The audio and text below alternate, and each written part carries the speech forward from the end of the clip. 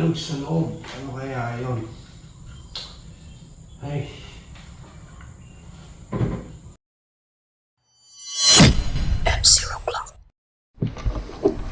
So ito yung bulb ko. Nilagyan ko siya ng ito ng tiplon. Yung puting tiplon na may butas. Dito para maging seat ng ano itong spring. Tsaka itong spring lalakas. Ayan. Saka tinesting. Ang nangyari sa kanya yung FPS ko bumagsak ng 340. Baba. So babalik ko siya dati. Dati kasi issue nito, gusto ko malambot. Ayan, nakaganyan lang. Nalaglag siya na natanggal, nakalas sa loob. Ngayon. Kaya ngayon, ang gagawin ko para ma-maintain ko yung gano'n, maluwag lang. Pero hindi malalagay. Lagyan ko ito na o-ring dito. Siya magiging stopper ngayon dito sa labas para mag-relax pa yung spring. So ayan. So ayan na.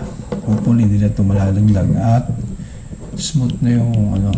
Gaya na nung dati, nung una, smooth na itong action ng pin. Meron ako rito flat na na shim para sa sa regulator.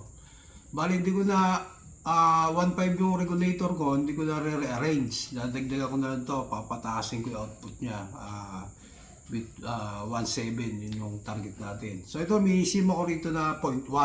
Ito, sukatin natin. So ayan, makikita yung sukat, 0.1 siya. So bali nangyari, kada isa nito tumataas yung output ng approximately 100 PSI kada isang shim na 0.1. Kaya dalawang shim yung nilagay ko dito para matarget ko yung 1,700 na output. Meron tayong 2,000 PSI na input at yung output ko ayan nasa 1.7. Tapos ko lagyan ng dalawang shim na 0.1. Pwede na yan.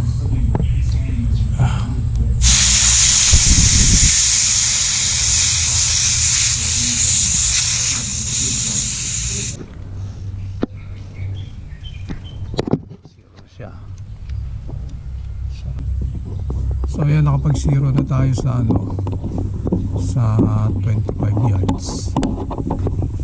Natin.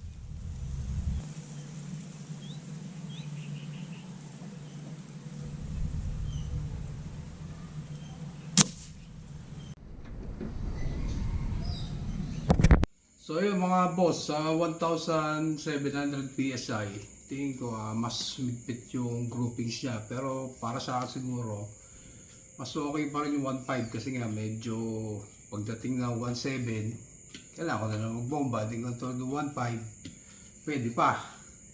Pero yun nga, mas humigpit yung groupings niya.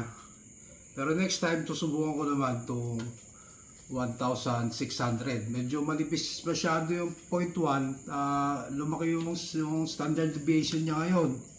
Tingin ko dahil di pa nagko-compress yung nose to yung shim. Medyo nalukot siya ng konti pagkakabit ko, masyado kasi siyang malipis. So ayun, try natin sa susunod yung 1600 PSI. Yup, effective siya.